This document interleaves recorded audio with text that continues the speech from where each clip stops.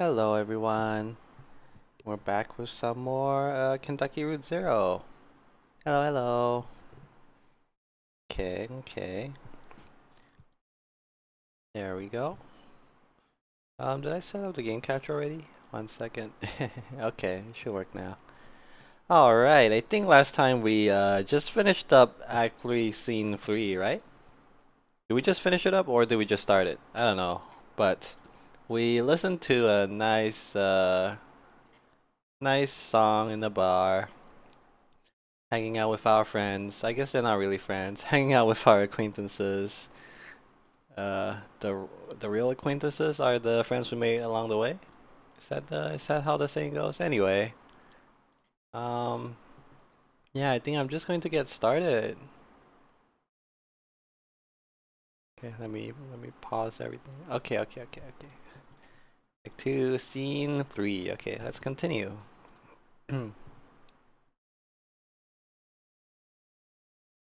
There's sound? There's sound in this game right now? How come I can't hear anything? Uh, yeah, something's definitely going wrong with this game. 1 sec. Um, Audio? Huh. Wait, there's multiplayer in this game? Until you encounter something. An image, a sound, a choice of words, a notable absence. That reminds me of someone else in that room. Pass control of the game to that person. You don't have to explain yourself and so on.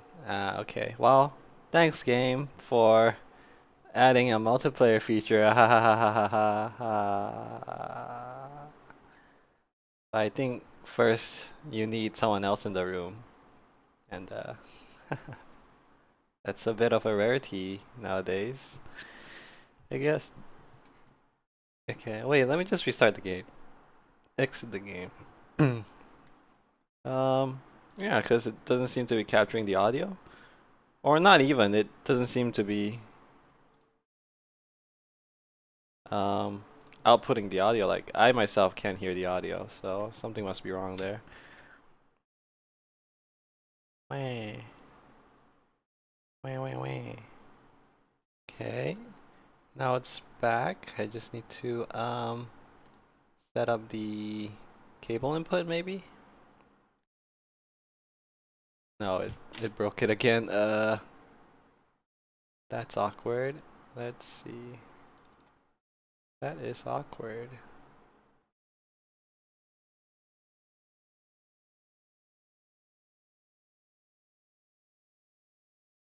Okay.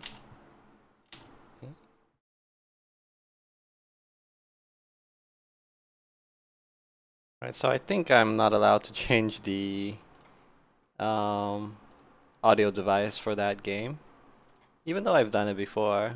Um, okay, well, I think I'll just have to rely on the desktop capture audio then. No problem, dude. Okay. Yeah, that should be all good. Sorry for the brief delay, but we're back. We're back in full swing. Okay. Okay.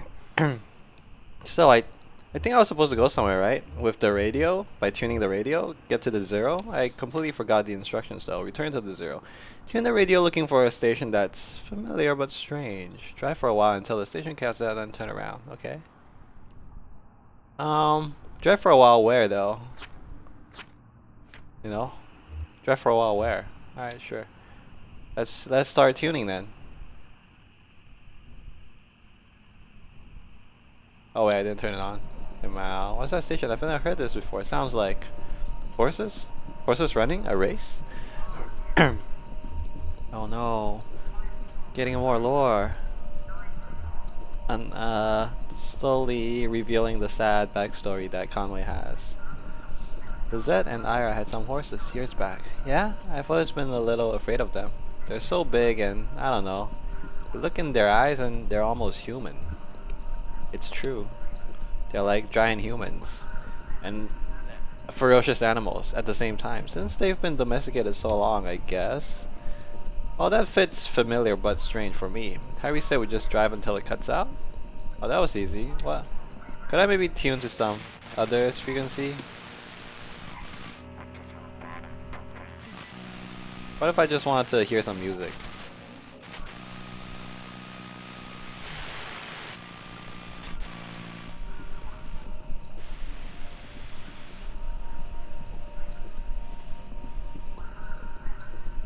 We'll get to 1288. Don't lose it. 1288. Come on, 1280. Come on. 8. Okay. Just keep driving and then turn around. All right. Oh, I barely went 2 meters. Okay. Choo choo, chugging along. Hey, our friends are still following us. Whoa. Horsies? Horsies? Hello? Beep beep. Excuse me, horsies, we gotta get out of the way. Wait, it appears we are turning around, maybe? What the? We didn't even turn around. Okay, sure. Well, we're back on the 0 somehow. Hall of the Mountain King. I think I gotta check it out. Just because I can. That is how the song goes, right? Hall of the Mountain King.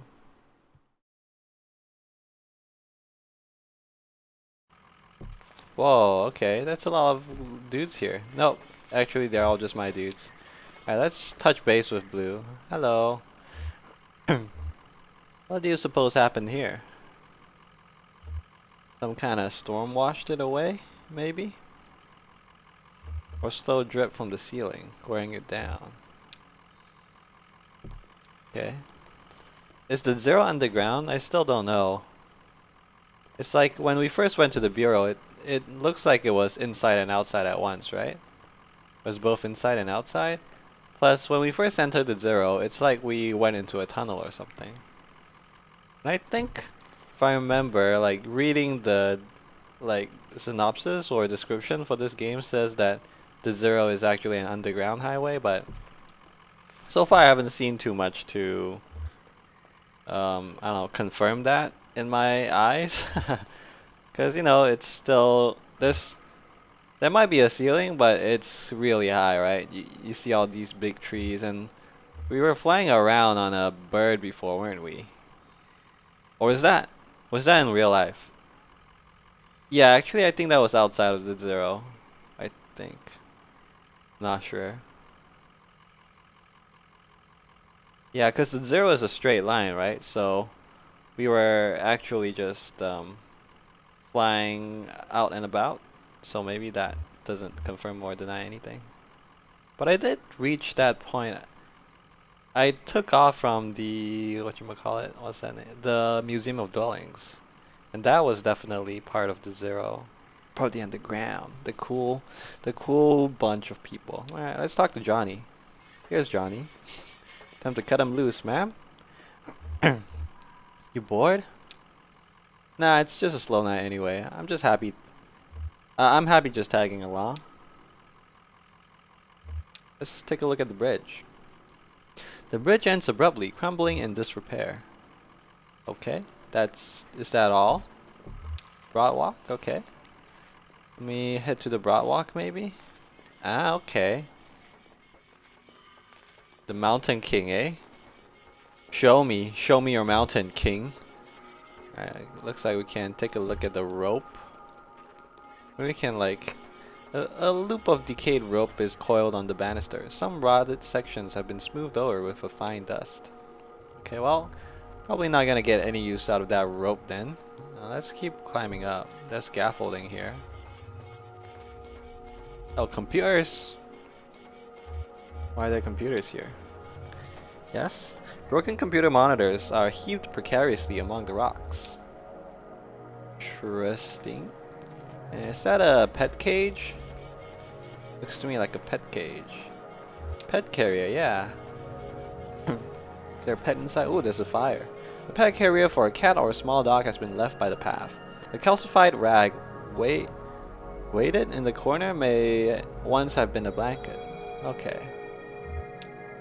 Looks like it's not been a occupying cat or dog in there for a long time. Yeah, let's check out the backpack maybe. Oh, there's a person here. This one? Okay, we can talk to him. A hiking backpack leans against the rock. It's empty except for a dusty bag of cat food and a few punch cards. Oh, punch cards, you say? Wasn't the punch card something that the bureau used? So whoever lives here might be someone who worked at the bureau once upon a time, maybe? Let's look at the fire. A pile of discarded electronic burns steadily in the center of the chamber. Why are they burning electronics, eh? Amy, I can talk to Amy. Oh, that's it. Hello, Amy. How are you? What you doing here? Are you the Mountain King? Oh, it's triangles within triangles down here. Shifting, intersecting, overlaying. Isn't it romantic? Let's see. We're here to steal back the love of a boy you once knew. When you were young and when you were too young to recognize the movements of the heart. Wait, who's Shannon again? Is that my... Oh, okay. Yeah, I think so. And you're escorting her, pretending to have her interests at heart while really...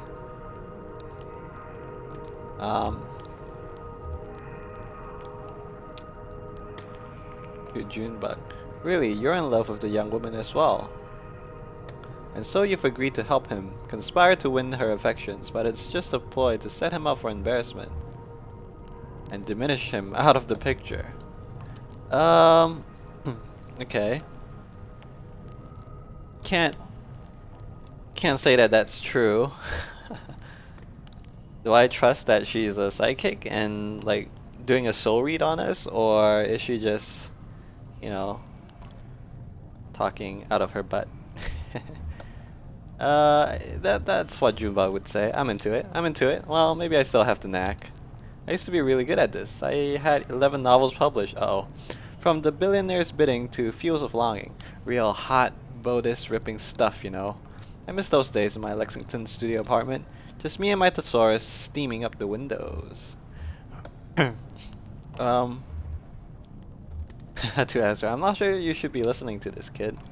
I'm not listening. But of course it couldn't last. You know, suddenly it was all computers everywhere you went. I thought I might be able to do something with that. Inject a little libido into those ugly beige boxes. Ha! So I went back to the university and I studied human-computer interaction. Then I picked up Donald's research assistantship here as a tester. Debugging. Eh? Oh, so Donaldo. So Donald was a character we've seen before, right?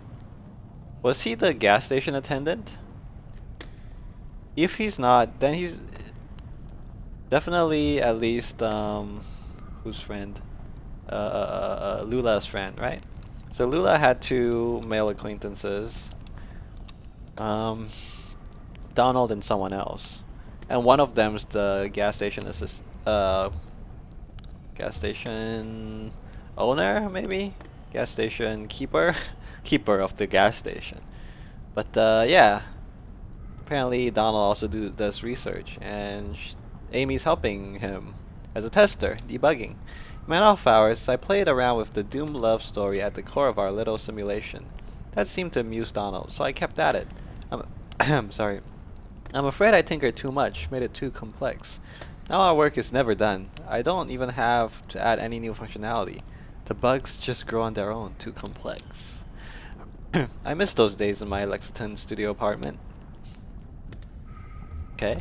Could I maybe get a little demonstration of what you're working on? A woman in tattered cardigan looks furtively at the other people around the fire. Okay then. Oh, there's an old man there. Is that Donald? Pile of this guy. Yeah, yes. So, are they working on the electronics or are they burning it? Do they hate the electronics? I don't know. The fumes can't be good for you. Oh, hey, it's Donald. Alright. So, Donald is not the not the guy who's manning the gas station. Donald puffs on a smoldering pipe while half mumbling, half singing an old country tune. In constant sorrow through all my days. Well, where the old green river runs through hills and caves not known to us, down to that sunless sea. Yeah, hey, you guys ever play Sunless Sea? It's pretty fun. Pretty lore-based. Interesting survival horror, eldritch horror game. Oh, who are you? What's that song? Oh, you've caught a verse of my absent-minded warbling. It's just a song from my youth. Something a dear friend used to sing to herself as we hacked on crystal radios in the boiler room. Aha, must be Lula, right? In old Kentucky, where my love, a lovely home did build for me. And when the old river runs through hills and caves not known to us, down to that sunless sea. From there on, it's all meandering rivers and romantic greenery, and that is... What were we talking about? That's a computer over there. Looks pretty vintage. It looks like a harmless old computer, doesn't it? Like some beat-up mainframe exhumed from a university basement and left in this cave to rot, or to flower. No, it's no ordinary computer. I've modified it extensively and in some pretty experimental ways, believe you me. That's to say, nothing of the software, but you look like a technically minded sort of person. Tell me, do you know the effects of mold growth on diffuse base transistor circuitry? Sounds like it would short circuit. Certainly, but not all of it. Some moldy filaments are more or less conductive than others, and it grows in nonlinear chaotic patterns.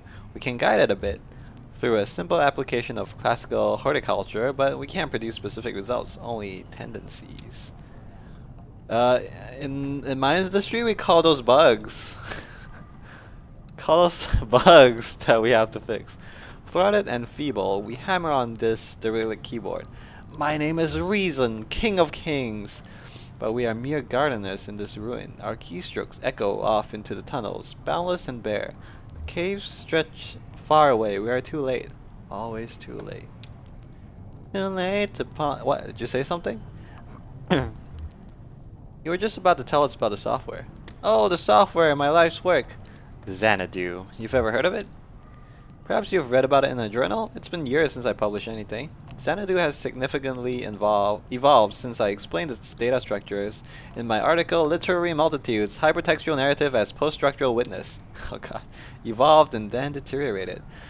Donald sighs dramatically and takes a puff from his pipe. Is that how smoking pipe sounds? I don't... Moving on. As the mold accumulated on the circuitry, Xanadu blossomed for a moment into something holy and enchanted. And all the charm was broken. Yeah, that's the way bugs tend to work. Like, first, you know, when the first manifests, you're like, wow! New feature Pog, this bug is so interesting, haha. It's like acting in mysterious ways. And then, you know, when you actually need to use the software for what it's intended to do, and it doesn't do its job, then you're like, oh fuck. I mean, it's all fun and games until it doesn't do what you want, right? It's all fun and games until it gets in the way and becomes annoying instead.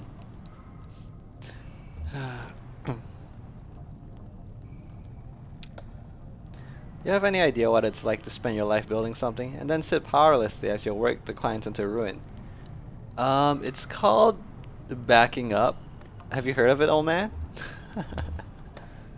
It's called creating a repo. It's called source version control, actually. Just go to github.com. Yeah, I feel like Conway probably relates to that the most. I drive deliveries for a small antique shop and we're closing down. Shuffling around the dusty ghosts of antiquity. Well, I have my own ghosts, and I keep them in there, in Xanadu. It's running on that glorious dusty machine. Take a look if you like. Too late to do anything but smoke and reminisce anyway. Far too late to do anything. I guess you can't back it up because it's not digital, right? Maybe it's like, whatchamacallit? It's unique. It's the only OS like that because it's a combination, an amalgamation of mold and electricity, mold and electrical parts, so you can't back up the mold. Hello, Andrew. Do you know that when I first... No, I mean, if this cave were larger, could it... Ah, now I'm getting ahead of myself. I've got it. How would you characterize this space, the one we're standing in now? Kinda spooky, but I'm not scared. Spooky for a baby. I think we'd all agree that's a fair assessment. How could... Wait, let's unpack that for a moment. What makes it spooky? No, how do you know it's spooky? Or would it be spooky for a baby? The shadows? Sure, that's... But they're not just shadows, right? I mean, they could be their projections, or maybe their anatomies? How's that? Can you tell where we are now? Surrounded by creeping anatomies. Close your eyes. Will you close your eyes? Okay. I'm a kid. Okay. Okay, good. Now, you're standing on the top of a rocky peak. A tongue of flame licks the shadowy anatomies of... Where are we? Oh, here again. How disappointing. Sorry to, disappoint. No, it's my fault. I shouldn't be so attached to the future. It's always getting in the way of my work. Better to be in the moment, carefully observing and documenting, with no attachment. Let me give you an example. I was a grad student studying statistics when I started working with Donald on his project. He said we needed someone with a more analytical mind to do the descriptive writing. Someone who would appreciate the cave descriptions as real labor instead of taking their authorial voice for granted. Donald warned me it would be long hours of typing painstakingly detailed descriptions into the computer. And I've put in the hours, believe me, I've put in the hours. I've described every facet of this cave in such detail that sometimes I don't know if I'm reading or looking, writing or exploring. Often, in the dark and lonely moments, I worry that in my sleep I've transcribed rooms from my dreams into the system. How would we know? They could only be entered with precise, faithful detail. That's all I know how to write, and all I dream about is caves. Cave Johnson? When life gives you lemons, make life take the lemons back. I only dream of caves. That sounds like a job I do not want. Describing caves painstakingly. How do you even describe every inch of a cave, right? I don't understand. How do you describe like this one part of the cave from another part of the cave? That makes no sense to me. Makes absolutely no sense to me. Alright, let's take a look at him. A man wearing large glasses inspects the ceiling. Still looking up, huh? Guess sometimes you gotta look up in life. And hear the bionic man walking behind me. A massive gate constructed out of scavenged materials blocks passage down the far side of the spire. Okay, interesting. Can I get past it? Roberta. Hello. Wow, there's a lot of people living in this cave, huh? Show me which one of you is king. I am looking for the king. The king of the... Crap, I forgot what the name was already. The Mountain Hall, yeah. Roberta, the kingdom is in peril! Skyrim needs your help. Well, what else is new? Do you work here? Work, you could call it that. I gather old circuit boards and throw them into the fire. Oh. So it's you, huh? You're the culprit behind these dangerous plastic fumes. Sometimes I fish out precious metals and let them cool into toxic gems. I put them in my hair. Uh-oh. Uh-oh. Toxic gems. In your hair? Enchanted jewelry, talismans, a magic mirror that prevents the future. A mirror shield that protects the bearer from age, a magic chest that's always filled with... I never went to the university. I was an independent scholar. It means I took to the public libraries like a beachcomber. I studied fairy tales. Then I came to work for Donald. I paid the bills, rubbed leathering elbows with academics, scrapped black mold from the cave walls. Finally, now I carry the firewood into... Oh god, I don't know what that word means. Senescence. Senescence? The kingdom is in peril. Okay. Okay, lady. Alright, let's, I don't know, let's head to... Yeah, look at Xanadu, eh? Like a look peek first.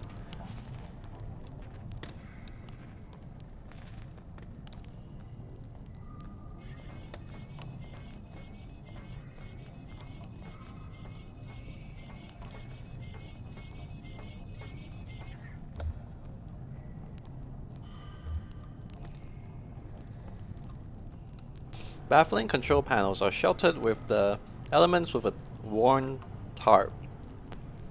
A closet-sized wall of knobs and wires loom behind the machine, humming faintly.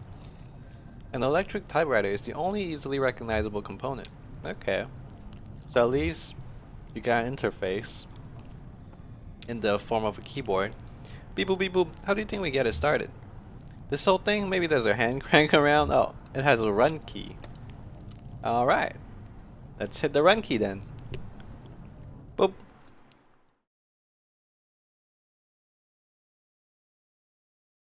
Okay, it's a whole new scene. Inside Xanadu.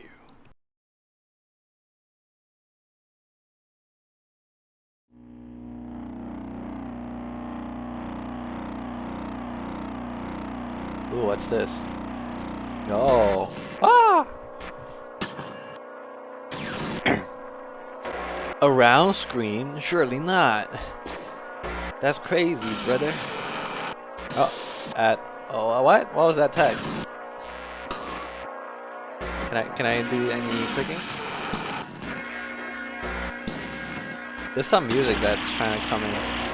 You are standing at the eat of that. Around you is a boss. I don't know. Ha! This thing is in rough shape. Do these switches do anything? Conway flips an unlabeled switch. Joop. OL standing at key road small. Nope, I'm not. Okay, that's worse.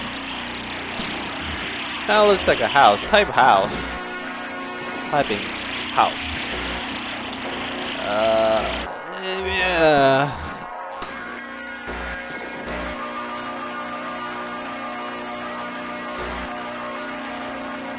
Can't even read this text. In bleed out. In bleed out? What's that mean? Oh, whoa, whoa, whoa, whoa, whoa. You are in Big Quit. An east-west passage with horses everywhere? Oh no! Joseph and Lula are...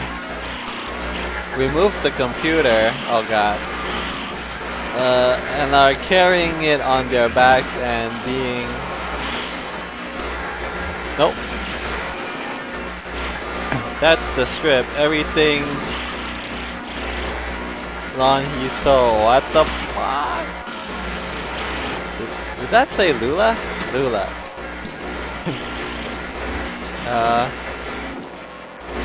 Lula. Oh wait. Lula said something? Sure, Donald. We may as well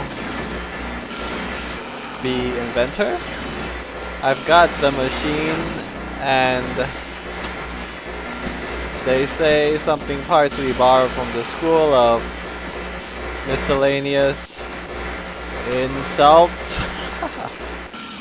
With my voice, okay, fuck this, man.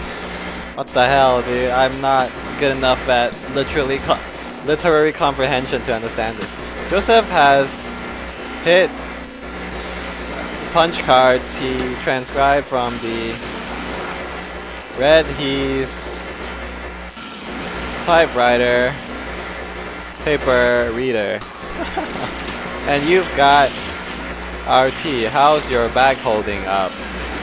Damn, I can't tell what she's saying. Oh, I have my portable degausser with me. Oh, old system like this one can build up a remnant magnetic field that sort of warps everything along with whatever pattern to settle into, you know? The degausser clears that up by suddenly shaking the magnetic field around until it's uniform again. That's how I like to think of it anyway, like shaking a snow globe. Haha, worth a shot. Now, degauss that shit. Hall of the Mountain Gink.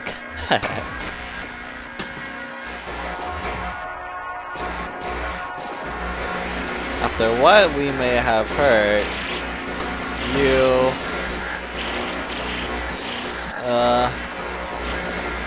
there's a tunnel in a cave. Open, well, okay. Stalactites adorn the ceiling. Over it, oh no. Enormous rock spire. That is where you set up your talisman? Ocumen? Premature no file. Press any key to quit. This is a lost cause. What a piece of junk. Oh, what a hunk of junk, dude. That hurt my ears. God damn it. Fuck you, Xanadu. Burn it.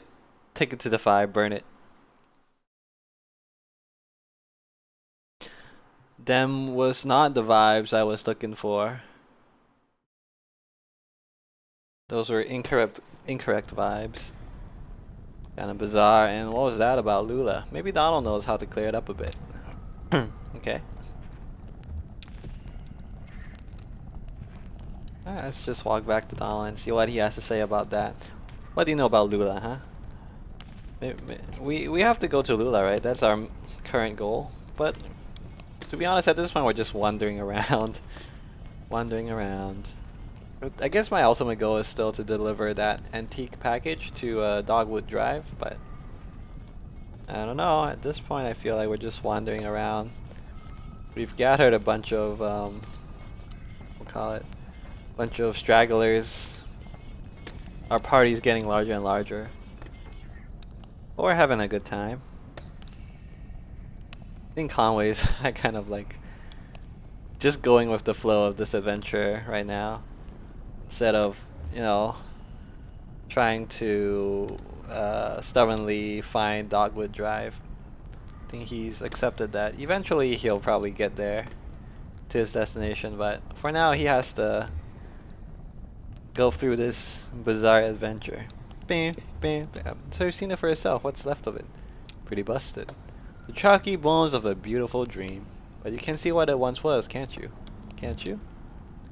There was so much more to it. Ornate labyrinths of memory, exhaustively simulated parallel caves ecosystems, real artificial intelligence built on sophisticated neural network algorithms. The birds in the forest could flock in 3 dimensions. Sorry. In 3 dimensions, the bats could learn to sing. And then it began to crumble when the strangers came. At first we only heard them, walking heavily through the caves, dragging things around, hammering and clanking on their tools. Sometimes we heard working songs, never close enough to make out real voices, just their echoes cascading wordlessly in the tunnels. Then we caught a glimpse of one. What did they look like? They looked like... No, it was too horrible. Uh-oh. I shouldn't be telling you about this. They're dangerous. They're strange. I should never have tried to outwit them. They were always too much for me, but it's too late now. If I'd listened to Lula, Lula? Lula Chamberlain? Yes, of course. Oh, do you know her? How do you know her? It was a long time ago. All this you see? Just look at it. No, she's gone now. She left. We built this together, did you know? Lula, Joseph, and I. Lula is gone from here, but Donald points across the cave with his pipe. Still in there. In Xanadu. I don't know where Lula is now, or how to get there from here, or how to unwind that damned tangled highway, but Xanadu, before its ruin, was faultless as an oracle, a shrine to perfect simulation. Until... but maybe? Unless... those weird interlopers destroyed my Xanadu. Perhaps you know how to fix it. It may be dangerous. I've sent many eager seconds to negotiate with them to repair my masterpiece. Back there, that tunnel, push back the vines. Crawl out into the darkness. Watch your step. After a while, you'll feel the terrain change beneath your hands and knees, from rock to crystal and then to mud. Then you'll be out. That's where the strangers come from. Now leave me alone. I still have a bit of mole in my pipe and a few dreams left. So he's smoking mole, eh? Are these guys stuck here? When they say they don't know how to get to Lula, are they just stuck here actually? Don't know how to navigate the highway? Or maybe some of them are stuck. Maybe they're stuck mentally. You know? Maybe my guy, Donald, is stuck mentally. Because the others don't seem that stuck. Amy and Roberta. Okay, so I've crawled out into this space, spooky space where the strangers come from. Allegedly, they're dangerous. Horror game time? Maybe? This looks like a graveyard, right? Yeah, definitely is a graveyard. And are we coming from the crypt? Don't tell me you're gonna... Yep, we're coming out from the crypt. Ooh, spooky. Really spooky. Wait, I've lost my mouse pointer. Oh no, that's fine. Oh, I just realized you guys can't actually see my mouse pointer on stream. Oh well. You can see what I'm highlighted on, at least. Well, this can't be right. It looks like an old church. It's muddy. Yeah, that's what he said. Crystals and then mud. Okay. I want to stay outside. Yeah, that's probably a good idea. Okay. I'll stay with him. We can look for lizards. Okay. We'll make it quick. Da-da-dun. Da-da-dun. Wait, where's Johnny? Where's Johnny? Oh, we are the outside gang. Okay. Maybe we'll split the party. An epitaph is engraved on the stone grave marker. John Murphy. Generous disposition will be missed. Below the inscription, a note is written in white chalk. HT8191T. Fill date June 29th. Notes of Elmond. Let's talk to Junibug. Hello. Find any lizards? I wasn't really looking. Nice cover story, kid. Oh wow. Dude, just like a punk. I wanna ask, is that guy a boyfriend? Nah, what's a boyfriend anyway? It's a word people use because everyone else does. Doesn't mean anything to me. He's my cricket. See, it means something. It's specific. I want to be specific. It sounds lonely. So is she saying boyfriend isn't specific, but cricket is? I mean, sure. I want to be specific. I think you are. It's the middle of the night, and here you are in the graveyard. Any other kid your age would be in bed. You just got to make choices and own them. You think I was born this foxy? I came off the assembly line about a half-foot shorter, and all gray, no eyes. They were going to have us clearing out the old mine. Doesn't matter what you look like under all that rock and water. Bunch of gray shadows, shoveling and hammering invisibly at the walls, draining the tunnels. Johnny found some gear, an old tape player. We hid away in an underwater cave and listened to it over and over. And we knew we weren't miners. Okay. I guess she was born in a small miner town, but she didn't want to be a miner, so we slipped out onto the road, just these two featureless shadows, and ever since that night we've been detailing, coloring in, specifying. Becoming their own person, I guess. I feel more like myself every day. Okay. I feel more like myself when it's just me and Julian. Well, there, now you're getting specific. Oh, they're still running around. Oh, they're back already. That was fast. Guess I'll never get to know what happens. There you are. What'd you find in there? It wasn't... Hey, what's going on? You look flushed though, man. It doesn't matter. Right, okay. We got what we need. Let's go. Did we? Did we get what we need? God, wonder what they saw. Something spooky. Something really spooky. And back to the Hall of the Mountain King. Okay,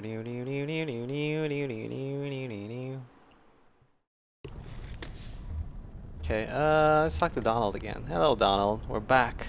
You son of a bitch. Singing Sally.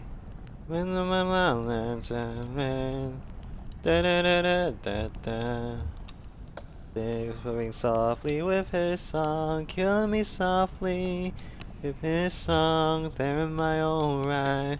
We found your strangers. We know how to fix your damn machine, but I'm not sure it was worth it. Oh, soon the visions will return. What have you found? um, they say you need to scrap the mole off the timing crystal. But the mole, of course, too much mole on the timing crystal would send the simulation adrift. Each moment lived out of sync. By all means, yes, clean the timing crystal. Alright. Probably shouldn't have said that. I picked the most, I guess, most difficult thing to fix. Because if I was just going to type in a phrase, that would be super easy, right? Or just unplug it. But I picked resync the timing crystals. Yes, of course, that's what I gotta do.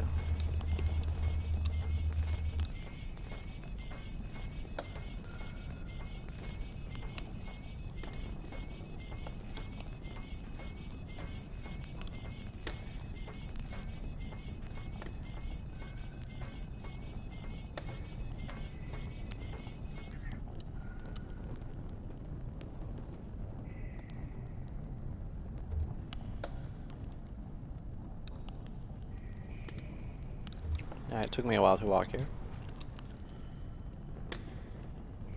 You see anything that looks like a timing crystal? Yeah, right here beneath the control panel. It's filthy. Right, we're supposed to scrape off this black moldy stuff. Weird. Just following instructions. Here we go. Screep. Screep. Alright, back into Xanadu. Maybe this time I'll get something understandable, something comprehensible.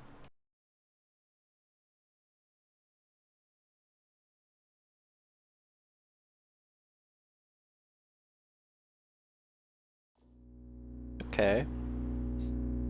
Beep beep beep beep beep beep beep beep. What era is this game set in? Maybe like the 80s? Oh yo, the music changed. Oh my god, Xanadu, you can actually see the text now. This vaporwave music, man. At end of road, end of the line. Oh yeah, going into the house.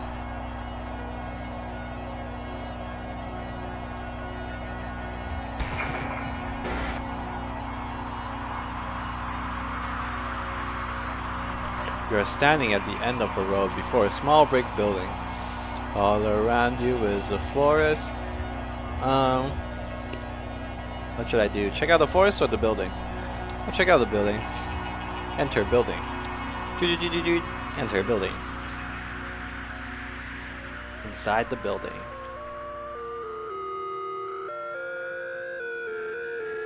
Ooh. Look at those walls. The brick. The spooky, eerie music. And there looks to be a lantern in the middle on a table. You're inside a building, a storage shed for the National Park Service. There's a sensible, modern electric lantern nearby. Get the lantern. Take lantern. Exit building. Enter forest. That's not something you can enter. Oh, just type a direction. Okay. North. Alright. So it's an adventure game. Old style RPGs. No, I've always wanted to try one of those old style text driven RPGs where you just type go north, go south, you know, take item. Like, it sounds so fun in theory, but I think if I actually played one I'd get bored. Guess it's a bit hard, I guess, to code in all the different possibilities that the players could want to do. Like, in theory, because you control the game by typing, you have an infinite amount of options, right?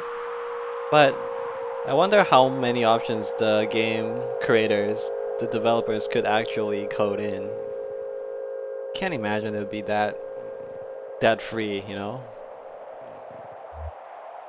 You're in an open forest with a deep valley to one side. Head back to the south of that building. Can you climb a tree? Okay. Climb tree. I don't think much is to be achieved by that. It's not coded in, man. They don't know about climb. Climb is not a word. Can you dig a hole? Dig a hole. You can't see any such thing. Yep, no such thing as a dig. Pretty limited vocabulary. Typing. South. You're in a forest. Hey, it's a maze. Uh-oh. South? Uh-oh. Yeah, didn't we just go north? And then we went south back, and we're lost. Let's go east. East. You're in the forest. Okay. Lula is here, soldering replacement components in a small handmade radio. Oh, we should talk to her. Typing. Ask Lula how she is doing. Hi Donald, I'm getting the strangest interference out here. I've been tuning the radio circuits gradually as we go, swapping capacitor values and tweaking resistor networks. It was working for a while, but everything I can pick up sounds so distant and muffled. Lula hands you the radio. Well, maybe I'll have better luck. You're good at this stuff. Just don't forget to give it back. Okay. Guess I have a radio. Let's keep going east. East? You're in a forest. Joseph is here. Tapping with a small stylus on a modified pocket braille slate. A small gray kitten, no more than a few weeks old, dozes comfortably on top of his backpack. Aww. Small kitten. Oh no, this was in the past. The kitten died, man. Fuck. Yeah, we met who's it called? Joseph at the gas station, and he didn't have a cat with him. And then later on we talked to some other person who knew Joseph, and the person was like, oh, how's the old cat doing? And then we're like, what old cat? We didn't see an old cat. And then it's like, oh no, the old cat's gone now. Listen, Donald, I was just transcribing your footsteps. Sounded like... Joseph ran his finger along the index card he's been tapping on, from right to left. Long, weary song, dearly gone, dearly gone. You beat a melancholic shuffle through these woods, Donald. Ha! I've been noting down the sounds of the forest, with an ear for speech, and an inborn filter for poetry, I suppose. So maybe it's me being melancholy after all. I'm eager to see what the poetic system makes of these punch cards. Okay, so they're working with punch cards, so maybe it's even a bit earlier than the 80s. Like 60s, I think that's when punch cards are actually being used. Let's go north.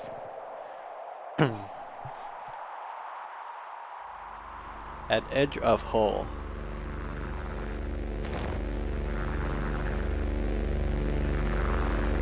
Yeah, there was a hole, right?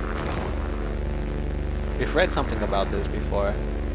You're at the edge of a massive hole. The dirt gives way to rock as the ground sinks into darkness. Is that the entrance to the zero, maybe? The computer tied to your upper back thickens with sweat in the afternoon sun. The rope is slung around your shoulders, has slipped under the strap of your backpack, digging uncomfortably against your collarbone.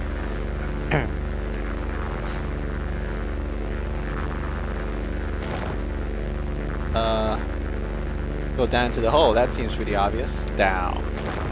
The cave walls are too slick to climb safely without assistance. You lose your footing and fall to your death. Oh no! We fucking lost. Game over. R.I.P. R.I.P.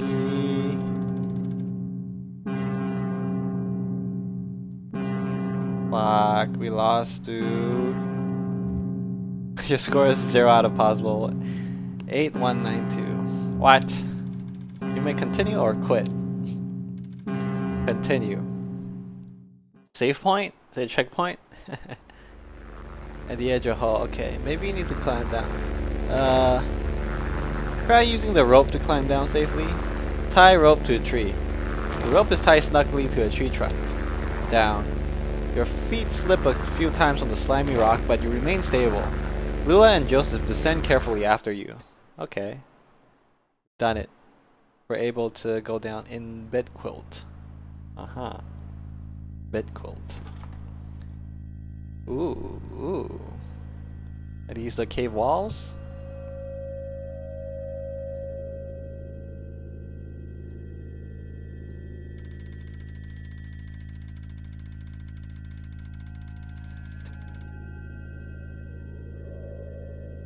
You're in Bitcold, a long east-west passage with holes everywhere. Uh-huh. Joseph and Lula remove the computer equipment they're equipping on their backs and begin setting up. That's the last trip, so everything's down here now. Say something back to her. Say something back. You make an awkward joke. Don't be so morbid. Lula looks pensive. Ask her about the cave. Ask Lula about cave. Having second thoughts, I don't blame you. It's unsettling down here. Weird acoustics. Earlier as we were climbing down, I thought I heard voices for a moment. Or, not voices themselves, but the echoes of voices, singing, some kind of eerie, tuneless working song. I'm glad I'm not down here alone. What's the gear they're carrying? Ask Lula about gear. Sure, Donald, we may as well take inventory. I've got the tape machine and the synthesizer parts we borrowed from the School of Music. It's all tuned up to my voice, so we won't have to type so much. Okay. Tape machine and synthesizer, okay. So it's like text to speech. I mean speech to text. Joseph has a slate and the punch card he's transcribed from the poems we read him. He's got the typewriter and the paper tape reader. Okay, and you've got the CRT display. How's your back holding up? Joseph looks uncomfortable. Jealous? Hey Donald, can you help me wire up these generators? I'll assemble the synthesizers, but I could use some help with the serial interface if you have time. Okay. Synthesizer for what? Like a music synthesizer? You hear an unfamiliar echo from a tunnel to the east. Wire up the generator, sure. That's what we're being asked to do, right? I appreciate it, Donald. I'm not much of an electrician, you know. You know that. Joseph hands you a bundle of wires. His kitten curls up on a spool of cabling. Ah. Listen, the three of us had a good thing for a minute, wouldn't you say? Up at the old place, before it got ugly? I'm saying, we came down here to work, to really do it. Xanadu, and I mean we've got to be rational about this. All three of us have got to put our feelings aside for a bit and be rational. Do you know what I'm saying? Is he talking about Lula? Kinda creepy. Tell Joseph to back off. Yeah, back off. Lula's mine. Hehehe. I don't know what their history is. Joseph wipes his brow with a dusty sleeve. Seems, down here, we're all strangers. Permanently strange. You are interrupted by the ominous echo of a grating, scraping sound from the east, louder than before. What the hell is that? Let's check it out. Okay. Check it out then. In tunnels. Whoa.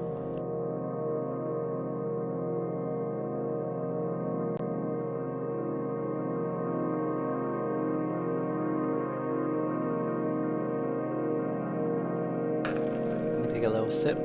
Maybe sip of my coffee.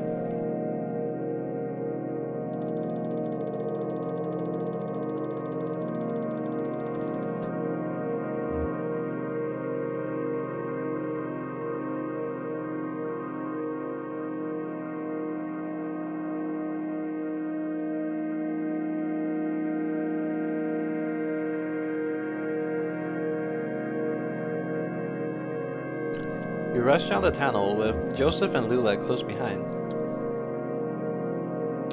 That got kind of intense back there. No wonder they're still thinking about it. The tunnel narrows and soon you find yourself crawling on your hands and knees. Navigating the tunnel gradually becomes more awkward as smooth rock gives way to jagged crystalline surfaces. Scratches and taps echo from the end of the tunnel. Some short and piercing, some slower and growing as if dampened by water. The tunnel opens into a large room of mud, right? And a church and a graveyard. Ooh, maybe? Whoa. They're ghosts? Strangers? Are these the people, not even people, are these the things that Conway and Shannon saw? You're in a large irregular chamber. The walls, floor, and ceiling are covered with crystalline projections. Strangers are here, scraping black mold from the crystals. They look up when you enter. One of them seems about to speak. Finally! Better run. Let's listen to what he says. The stranger reaches for a box he's carrying and presses a plastic button. The box whirs to life, and a crackly voice blurts something unintelligible, then slows to a deep gurgle. He looks at his companions momentarily in confused disappointment. Then he returns his awful gaze to you. Joseph flees through a tunnel to the north. Lula flees through a tunnel to the northeast. Follow Lula. Run north. Lula's headlamp scans across the northern passage as you run. Soft shadows loom perplexingly from floor to ceiling.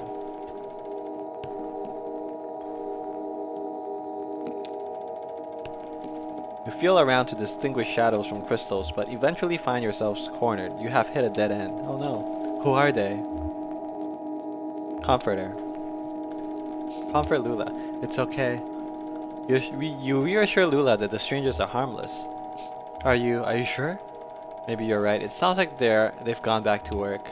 Alright, let's try to pass them quickly now. Don't make eye contact. Then we'll find our way back to the equipment.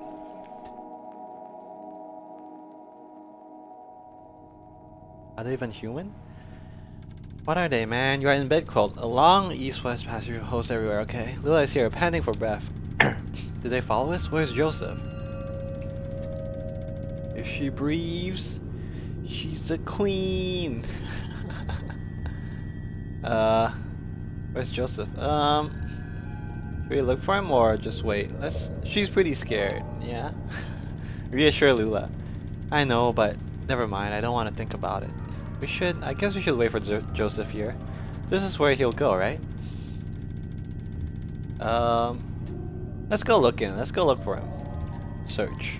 Only understood you as far as wanting to search. You have to be more specific. Down one of the tunnels with the equipment? Back outside. Let's go down one of the tunnels, I guess. I think that's the most likely place he'll be, but as we all know, this game, there's not real choice, usually. Select the tunnel at random. Your lantern illuminates several sets of footprints on the moldy cave floor, but they are impossible to identify. Okay, well, that was useless. Let's check with the equipment, I guess. Search equipment. Yeah, maybe he's hiding under the big CRT monitor. The various computer and audio equipment casts angular shadows into the tunnels as you scan slowly across the pile of nothing. Joseph climbs down the rope, still tied above. Oh, that damn sound, those damn voices. I don't even know what direction I was running. I wove through that network of tunnels. I ran my hand along these walls, always turning left, but every turn and every rock felt the same. For all I knew, I was running in circles. We found him, guys. Finally, I ended up here. And I panicked. I heard you talking, but I didn't think I could trust my senses. But listen, there's one thing I have to tell you. While I was out there, lost in the tunnels and caves, I came across Zero, and I had no idea. It's like a real place. They pick up garbage, they deliver mail, they go to work and to church. But it has an awful kind of emptiness. Ooh. Wandering through, I heard horrible echoes. Weird images got burned in my mind's eye. A television, a scarecrow, a crystal, a feather, a sandwich, a CRT monitor, a bottle, an anchor. Those must be the whatchamacallit, the landmarks at the Zero, which we use to navigate. Lula looks down at her feet. We should ask him more about that. Ask Joseph about the Zero. Donald, you've heard the same damn stories I have, but it's different. It doesn't matter now, damn it. I'm leaving. To hell with all of it.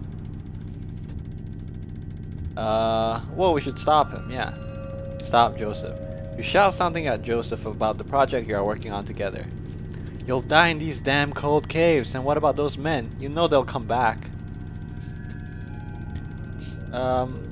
We can hide from the strangers. They're just finding a hiding place. You shout something at Joseph about going deeper into the caves. Did you hear their voices? They're not. They'll find you, but not me. I'm going back to the surface. Honestly, Joseph seems rational. Joseph seems like he knows what's right. Donald seems like the type of person who would die first in a horror movie, you know what I mean? Um, Stop, your stupid fight is ringing through the whole damn cave. Joseph is right, we can't stay here. I'm leaving too. But I'm not going back to the surface. I'm taking my station wagon and I'm heading down to Zero. Whoa, don't let her leave us here. Typing, get Lula's attention. You plead with Lula about your continued collaboration. I'll send you this tape when I'm done recording. I'll put it in the mail and then you can see what your damn machine does with it. Lula and Joseph have left. Oh no, I'm alone now. In the spooky cave. I guess this is the spooky cave, right? Abandoned by your collaborators, your confidants, and companions. The only two among your colleagues with whom you've ever trusted the gift of your friendship. Pretty thick. Sounds like Beardo had his heart broken. You wander the tunnels alone, dragging along the components of your unrealized masterpiece, combing through the underground passages for a new site in which to realize your vision. You found this place. Sardonic. Sounds like a genius. How do you mean? Vain. Vanity, ain't it the truth? My aunt Remedios, before she got into the whole, oh god, ethnomusicography thing, she was a painter, mostly nudes in oil. She had this model, I'll never forget him. Big, classically physical guy, looked like he was about to storm Troy. He made everyone call him the Colonel. Weaver and I saw this guy naked a lot. You couldn't help it. He was always posing somewhere in the house, oh god. Chasing the light from room to room while Aunt Remedios made a sketch of his profile or worked on the right mix of pigments for his abdomen. The Colonel had this magnificent hair, long black hair that ran down just to the bottom of his shoulder blades. One evening, he was standing next to an open window in the back of the house. The sun was setting. Early spring, I think. It was kind of windy. Aunt Remedios was trying to get his hair right. He kept arranging it, like half in front and half behind, running his shoulder over, and laying across his chest in this very specific way. But it itched him or something, and he'd do this weird, indignant shuffle thing, or the wind from the open window would push it around, or he'd start and turn his neck when Weaver or I ran by, and everything would be tangled again. The final product was a swirl of black lines, billowing around the top of his neck. Weird thing is, I don't even remember his face now, just that black swirl. Probably the best one she ever painted. Wow. Pretty poetic. Probably like one of those spooky paintings that are so famous, right? Those spooky portraits of people, but instead of actual realistic drawings of people, they're just impressionistic lines, and it makes people scared. After what may have been years, you stumble out of a tunnel into a cavernous open space. Stalactites adorn the ceiling like grotesques. In the center of the room is an enormous rocky spire. This is where you will set up your equipment and establish your legacy. This is here. Xanadu. Oh my god, it's Xanadu within Xanadu. Holy shit. So meta, dude. Now is the time to continue your work. Research assistance, 0. Realism index, 37%. Romance index, 2%. Mole coverage, 0%. Beep boop beep boop beep. You may hire a new research assistant, assign assistance to the task, or sleep until tomorrow. Hire. Uploading job advertisement to university message boards. Beep boop beep boop beep. You've hired a Weaver who studies mathematics. Can we talk about how we hired Weaver? We did not know this. Assign assistance to a task. Assign. Can debugging, transcription, or speculation? Speculation for Weaver, of course. Assigning available research assistant to speculation. Yeah, hire a research assistant. Hire. Hire. No new applicants. Try again later. Sleep, I guess. Sleep. Time passes. Weaver discards centuries of exhaustive data on the uniformity of cause and effect. Oh god, now's the time to continue your work. Research assistance 1, realism index 22, romance index 7, mole coverage 9. Hire. Uploading job advertisements. You have hired Greg, who studies architecture. Okay. Let's see. Assign. Debugging. 1. Assign the other one to transcription, maybe. Sleep. Greg makes adjustments to the echolocation algorithm. Bats now fly normally instead of getting hung up on each other's wings and clustering together like horrible leathery tumbleweeds. Yup. This is hitting a bit too close to home. I've seen that behavior before, yup. It's their navigation, man. They know how to avoid each other. Weaver extensively notates tunnel diameter as a function of length. Greasy black mold is collecting on the computer equipment. Okay, continue my work. Okay, realism index goes up. Okay, so looks like mold always goes up over time. But we need the simulation to be both realistic and romantic, maybe? And working on the algorithm increases realism and the other one increases romance, right? Uploading job, yeah. Roberta, okay. Assign. Okay, let's go speculation. 1 to speculation. 1 to debugging. Actually, 2 to debugging. I think what's that one called? I think transcription actually adds the most to realism, because that's literally like transcribing what you see into the computer, right? Sleep. Weaver fixes some weird math on some weirder math. Roberta widens tunnels slightly to reduce the need for extra crouch commands. Greg posits that nature, not reason, is the master of industry. Okay then. Intruders! The strangers are doing something to the equipment, but you can't make out what. You hide behind a rock until they leave. With trepidation, you emerge from your hiding place hours later. Now's the time to continue your work. I'm not convinced this is getting us any closer to the 0. Oh, they removed all the mold. Ah, you motherfuckers. Alright, hire a new assistant. Alright, assign assistants to a task. Let's go speculation. Let's go like 3 on speculation. And then 1 to transcription. Yeah, then go to sleep. I don't want to start over. Greg summarizes the migratory patterns of bats through the tunnels, but Witara makes a convincing argument for the edibility of stone. Weaver muses about the love lives of fungal colonies. Andrew had ideas.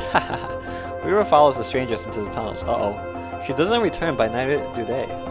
Whoa, is this what happened to Weaver? She disappeared, right? Damn, now's the time to continue our work.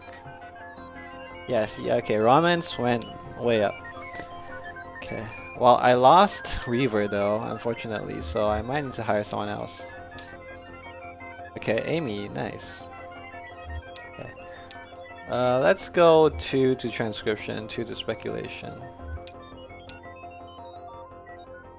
Assign 2 to speculation. Alright, sleep. Amy carefully transcribes the sounds of dripping water in all their variations over a period of several hours. Roberta types up some Ludrid imagery from a dream journal. Greg had ideas. Andrew had ideas. Greasy black mold is collecting on the computer equipment.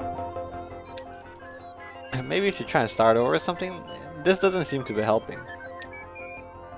Nah, I want to get up my realism. I want to get my realism up to 100 and romance up to 100. I've hired Marianne, who studies fine art. Okay. Let's go transcription, maybe. 2 on transcription. I think 2 on debugging maybe, and F3 on debugging. I don't think we need more romance at the moment. Sleep. Greg identifies a bug with the oxygen level simulation, but is unable to fix it. Damn it! Andrew fixed bugs. Robotar fixed bugs. Marianne transcribed experiences. Yeah, I think I've ran out of flavor text here. Oh, you, Lula, and Joseph stand in the hallway. The walls are blank beige. It's just after the winter quarter, but before spring, so there are no students around. Joseph says something clever, and Lula leans on his shoulder. You wish that instead she had taken your hand, or that there were any other option. Aww. Now's the time to continue your work. Okay. How do I have so much money to keep hiring? Alright, let's go debug. Let's go like 3 on debugging maybe. Sign. I think transcribe. 2 on transcribe and 1 on speculation maybe.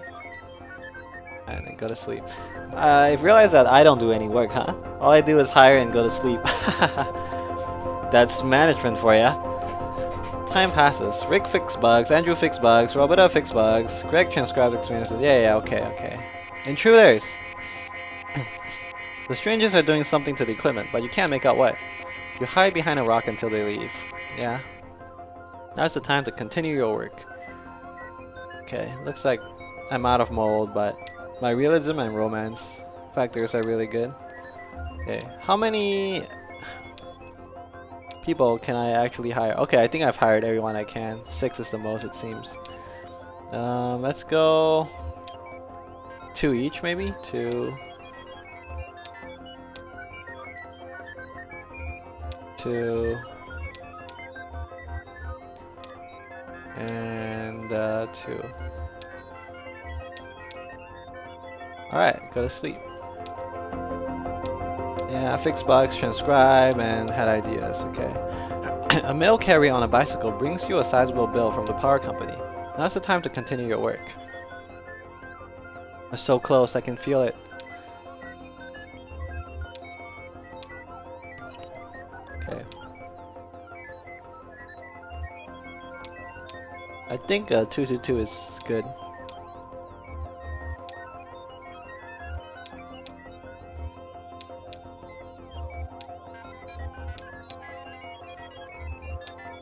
Okay.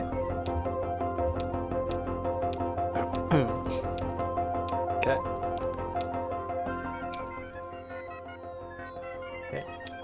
I think I'm gonna do. This is the final time, right? I'll continue on the 222.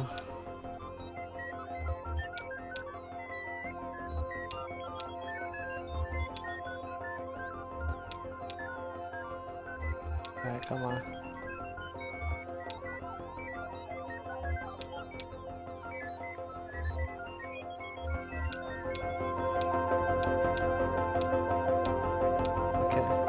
You prepare a nutritional meal of boiled cave moss seasoned with a salty, translucent paste you've harvested at great personal risk from stalactites.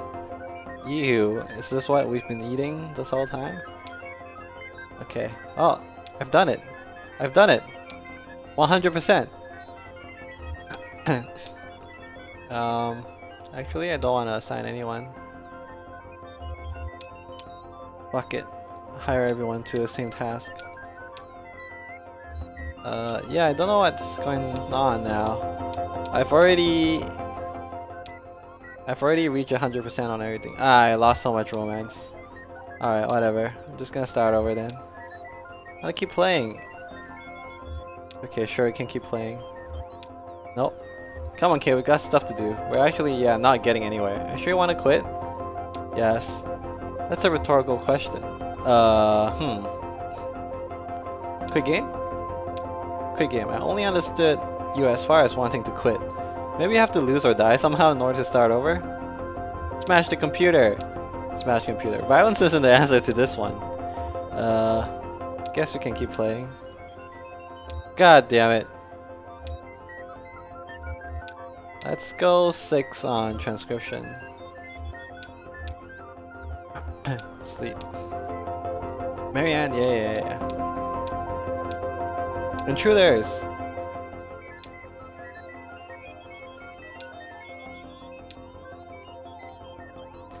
I want to get both my stats up to 100 first, and then maybe I'll wait.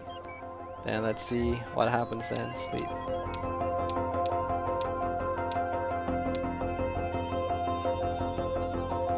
Your habit of absent-mindedly chipping away at cave crystals and sprinkling the dust into the air behind you has paid off. Just a few feet down, one of the tunnels blooms a small but kaleidoscopic garden of crystals. Okay, pretty. Alright, so I got good stats now. I'm going to maybe have to wait it out. Wait indefinitely. Time passes. Research systems come and go. You don't encounter the strangers again, but sometimes you can hear the uncanny echoes of their voices off in the tunnels. Years pass, mold accumulates. You and the remaining research assistants take to burning disused equipment in the center of the room. The black mold is intensely flammable and makes an excellent catalyst. It leaves behind a sweet, narcotic perfume. One night you have visitors, outsiders, different one. Then, later that night, an old friend. Oh shit, this is what's gonna happen in the story, right? We are the outsiders. And then we'll bring Lula here, apparently. Damn. This computer, such a good simulation. You really did go deeper into the caves. Premature end of file. Press any key to quit. Huh. Beep boop. So, all that, I guess, is maybe just a long-winded way of saying that I need to bring Lula here? Maybe. Maybe. Hall of the Mountain King. Okay, let's see what Donald has to say about this. We fixed your damn machine. And we've experienced your life story. Lula's here already! No, you really did go deeper into the cave. Well, you were easy enough to find. I've met a few of your former assistants. One can't help but hear things. So, this is what became of our project. Oh, I've made some additions. Joseph stole the data tapes for the first half, so I've had some blank spots to fill. Yes, I know, he published his version actually. I'm sorry to report that it's a bit tediously sentimental. We've been looking for you. So you found the address data? Just pass it over to Donald here. Donald, will you be a dear and crunch these numbers? We're looking to sort out a street name collision. Dogwood Drive. Wasn't the Bureau gonna process it? I insist. I have cycles to spare. I'll just pack my pipe and get to it. It should only be an hour or so. Andrew will carry it over to... I'll be at the Bureau for the rest of the night. Just mark it. Private materials for the attention of Senior Clerk Chamberlain. How do we get to the Bureau from here? The bridge! Yes, the bridge. Through the gate over there. Now we too recede into history. Good night, Donald. Meet me at the Bureau. We'll get you on your way. Head counterclockwise to the cathode ray, then turn around. Counterclockwise. Sure. It's just clockwise until you find the Bureau. Okay.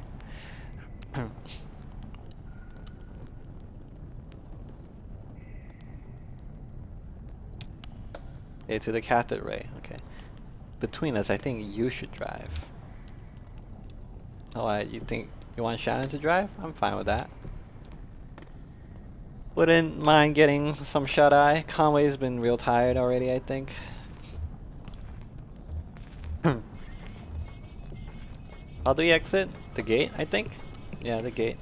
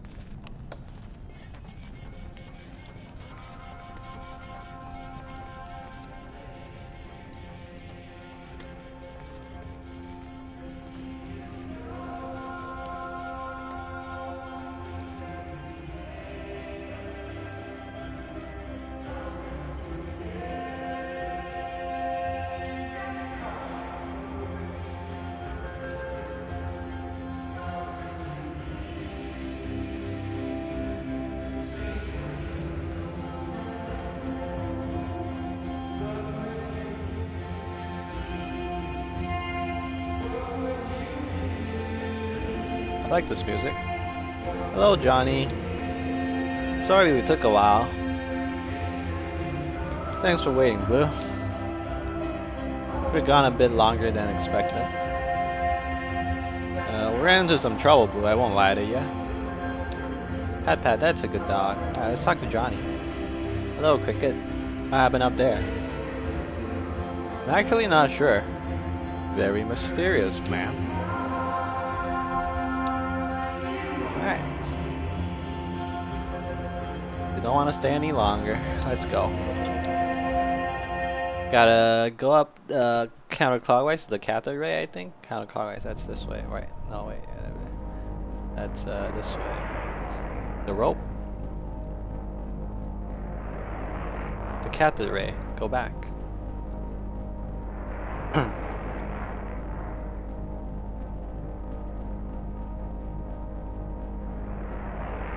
Ooh, the cat carrier.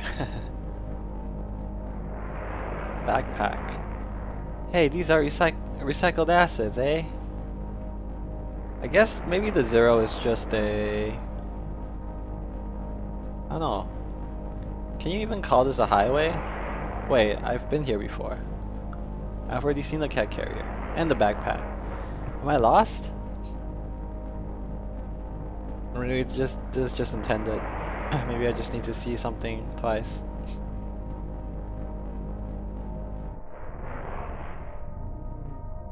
What is that though? What's that? Bro, am I lost?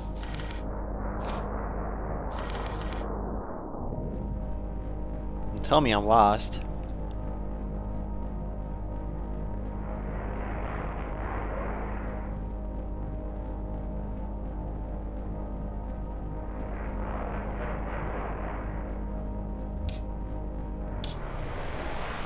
See what the radio has to say.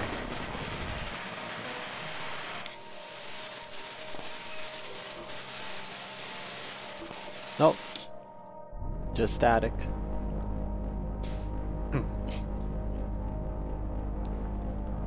They say go to... Oh, I can sleep now. They say go to the cathode ray and then turn around, right? That's what I did. Yeah. Well, I get the option to sleep, so maybe I'll try doing that. Lost is no shame, I'll take over. Yeah, maybe that's a good idea. Right? Junibug will take over. And get to the bureau! Wow! I guess maybe that was just my fault that I got lost. It's just a big puzzle, right? I think I've got it. I'm fine. Okay, so if I hit sleep, it'll just automatically bring me to the bureau. Okay. Oopsie doodles.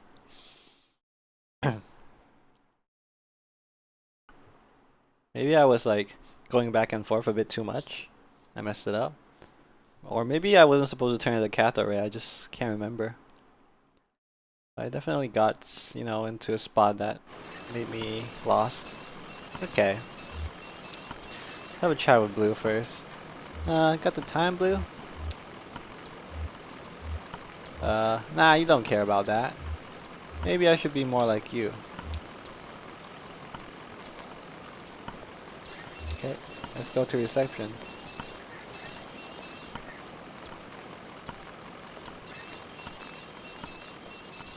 Oh, it's just us two now, huh? Ding dong, hello.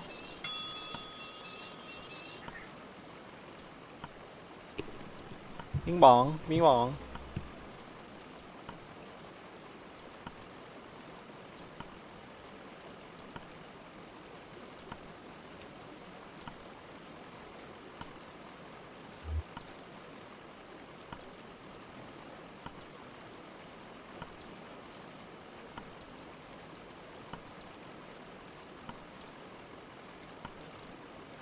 Oh look, Lula's meeting me in front. It's not Marianne anymore. Here you are. Marianne has the rest of the evening off, so I'm minding the desk. Nice place. It is, isn't it? Sometimes I forget. The acoustics in here have a way of grinding one down. The results just came in by courier. Good news. Donald and his assistants were able to sort through the noise. I had Rick cross-reference their results against some of our records. He found a corresponding mill stop on the Echo River route. As it happens, the night ferry is scheduled to make a stop here shortly. The ferryman carries the mail and collects the garbage as well. I'm sure you can catch a ride out that way. You are welcome to wait here. I have to get back to packing. Going somewhere? I might. I'm feeling impulsive and I'd like to be ready. Maybe back to Mexico. It's been years, but they still have one of my sculptures in the museum down there. Did you know? Big, ugly iron thing. Time to have it scrapped anyway. Safe travels. Try to stay out of the water. It's colder than it looks. And deep. Okay. Will do. Alright. Now this lady is a machine. Beep beep beep. The cyborg. Alright, guess we'll just have to take the ferry. Let's just wait here for a while then. If that's okay with all of you. How long do we have to wait? Oh, who knows. Alright, what happened? What? In the church at the graveyard. You two came out there all weird. What happened? It's okay, you can tell them. It doesn't matter anymore. Fine. So, we were in that graveyard. Flashback? Yeah, flashback. Yee! Something spooky's gonna happen.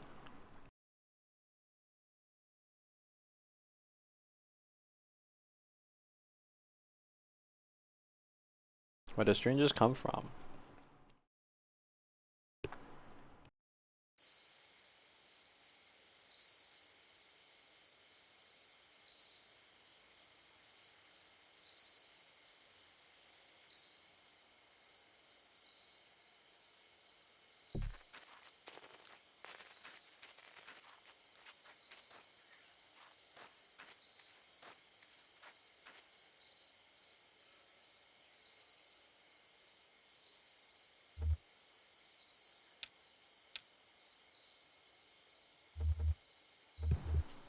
Why?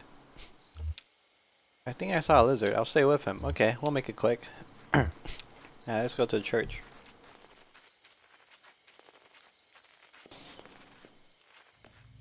Okay. Look at the floor. The church floor is cold metal, scuffed and flexed by unknown boot heels. Okay. Don't think there's anything else to do is there? Except for sit. Let's look at the still first.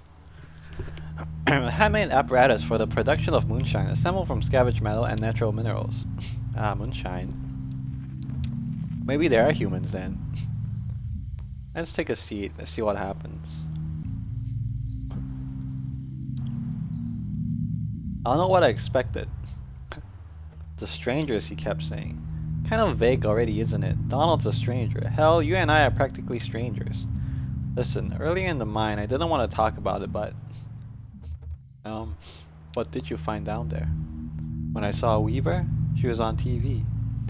I was testing a pretty simple tube repair. Flipping through channels to check the saturation, and she was just there. It was kind of horrible. I mean, I told you she disappeared, suddenly. Ran away? But you thought she was dead. Yeah, I guess I don't like to say it. Dead. And then, the next time I flipped to channel 2, Weaver. It's burned in my vision now. She's standing in the room. The walls are a blank kind of gray. There's tape on the walls, like markings and desks. A classroom, maybe?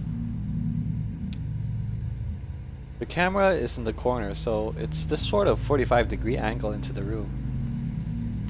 And there's Weaver, right in the center of the picture. I stopped turning the dial. Hell, I think I stopped breathing. Eventually she spoke, but there was no real sound, just this awful hum. I read the closed captions. She said to go to the mine. I'll find something there. I can't remember her exact words. Whenever I try, I get distracted. Fuzzy eye. It's so dusty in here, right? Oh, interesting. So when Shannon said that she met Weaver, she didn't actually meet her in person. She saw her in the TV that she was fixing. And then wait, wasn't that the TV that I brought to her? Interesting.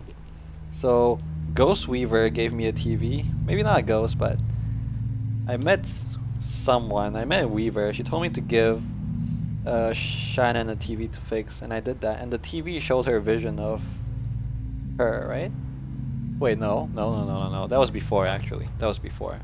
That was before I met her. Okay.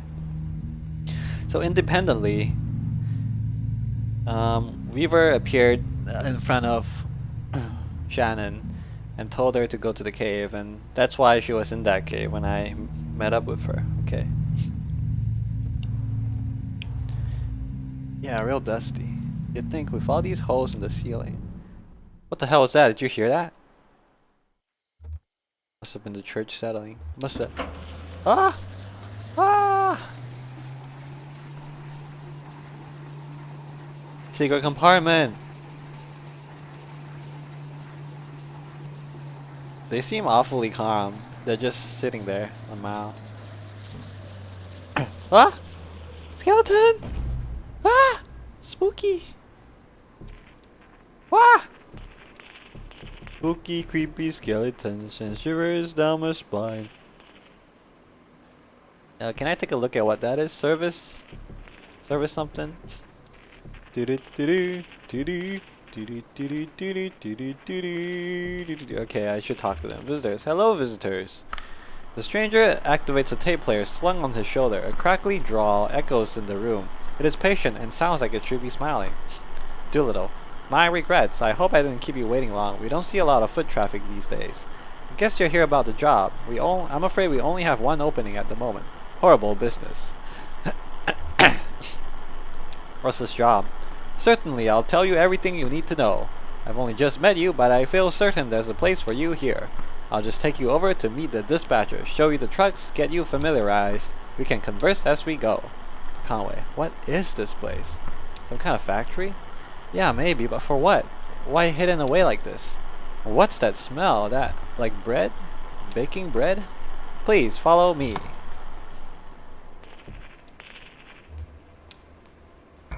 Yeah, degauss him, baby. Ugh.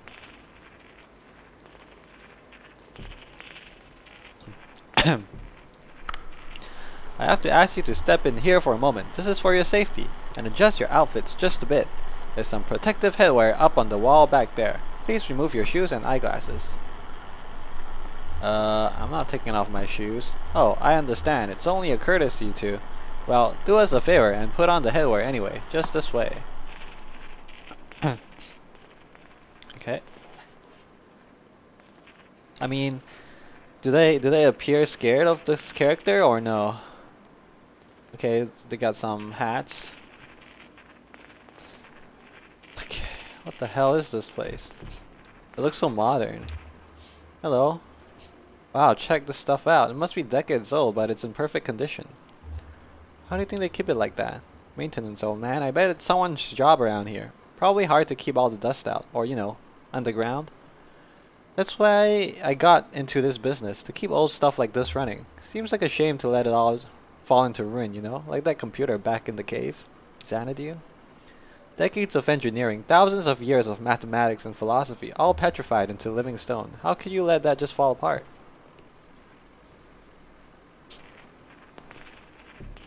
What are these people? A factory? More new arrivals this evening. Plenty to do. Got to relay the formula. What formula? Oh, the formula! Change our lives! Once, years ago, we were prisoners to the intricacies of our debts here. We'd have to account for everything on paper. Compounding interest by hand, reassessing amortization, and leveraged asset distributions according to nightly merit decay. Then, she stepped out of the dark caves to show us the light of the formula. Oh, it must be Weaver. She's talking about Weaver. She had a brilliant grasp of mathematics, and a saint-like way of speaking right through the numbers. Now we just plug our daily numbers into the formula and run it all through the adding machine. We occasionally suffer some surplus drift, but she instructed us on all the necessary adjustments. It was devastating to see our revered mathematician go, but she was needed elsewhere. Her legacy abides. What job are they working? I know that it's been settled just yet. You see, sometimes we take on newcomers already in debt to the distillery. Distillery? Is this hard times? One of the foremen will find something for them to do, chip away at their sum until it's all settled. That's what I'm doing here, chipping away. That's what we're all doing. So, it's a distillery for people who have debts. Like maybe they owe money to the distillery company, so they gotta work it off. Maybe it is hard times. Look at those shuttles. Here's the fleet, haha. Oh, we just use this to get around internally. How big is this place? Oh, it's grown a great deal over the years. Incredible to think, really, when Mr. Bishop founded this operation. It was only about 1,800 square feet, and half of that or more was occupied by camouflage to keep the law out. Oh. Guess they started as like a moonshine operation. Now it's become a full distillery. Hiding out in the back of an old church, purifying spirits by handmade fire, a kettle and a dream. So, the trucks are just east a ways in shipping. You can become acquainted with the dispatcher there. Give me a tap on the shoulder if you see something that catches your eye. Always happy to show up the facilities. Sublime machinery. Oh, let's take a ride.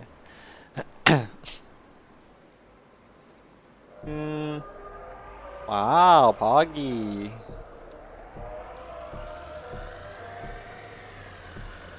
Can we check out? Yeah, the main entrance. What does that say? No, I can't. Let's get out and walk. Maybe we can take a look. What does it say? Service door. Okay. Well, not much to do there then. Get on. Get on, nerds. We're leaving. Don't crash. Oh, interesting. Interesting pathfinding, I guess. I can actually manually reverse. That's very interesting. Take a tour, baby. Distillation. Wow.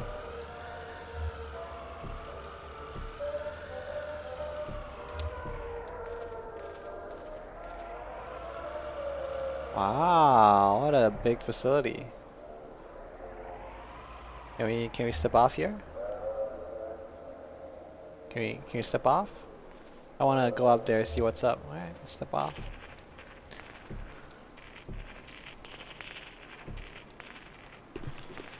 Hello? What's over here? Maybe nothing. Yeah, I can't even go there, never mind. It's just decoration, I guess. Oh, computers. Hello. Beep boop beep beep beep beep beep. Please don't touch a thing. Very sensitive devices. We're not even allowed to run the formula through them. We have some computer issues of our own. Computers. Personally, I am opposed, on principle. Am I boring you yet? Are you simply dying of boredom? I myself could discuss this matter past sunrise.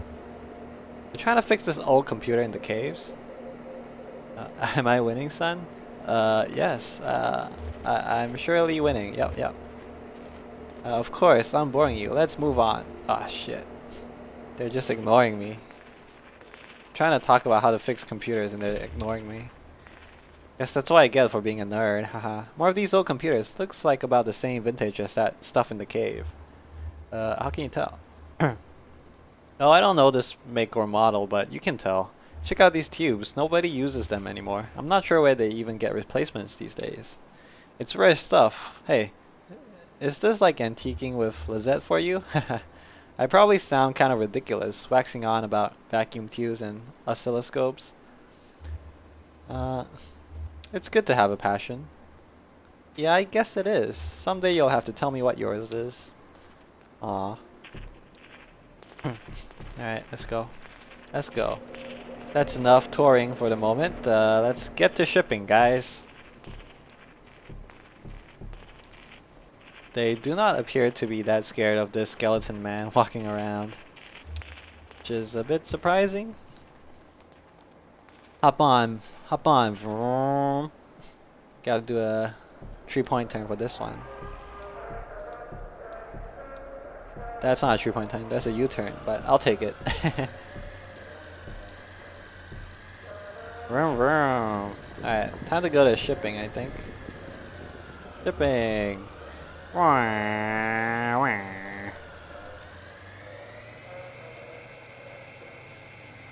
Oh, don't crash now. Alright, got lots of trucks. And I'm a truck driver. Alright, let's take a look at that truck. Here it is. Now, I have to ask, as a matter of course, what kind of experience do you have driving trucks? I drove deliveries for an antique shop up until this last run. Aha, precious cargo. You'll do just fine. And you can drive safely, can't you? I haven't any doubt. Now, it's only after what happened with Miguel this evening. What happened with Miguel this evening? I know, they crashed at the highway, right? Well, the dust is still clearing, of course. Perhaps he closed his eyes for a moment, or simply hit a curve too devilish. I do pity ill-fated Miguel. He was good company and slow to anger, but if we're speaking confidentially, well, with all that lost product to be repaid, bourbon and glass dashed across the interstate, and a few casks too, we're all just thankful he had no next of kin. So, oh god. So he's dead, maybe? But no one... But he has a lot of debt because he accidentally broke all the merchandise he was driving. So they can't bill anyone, I guess, because he had no family. So let's see if we can ring up the dispatcher. I don't know if this is such a good idea. I don't know if this place is such a good idea. Seems like a place where people have to work off their debts. Kind of like hell. Doolittle starts the truck and switches on the CB radio. A deep, monotonous voice drones from the dashboard speaker. 1020 on that load, come back. Up in the Hummingbird Cave, 1012, City Kitty. City Kitty. This is a good time, dispatch. We may have found Miguel's replacement. Thought you might like to get acquainted. 10-9, come again?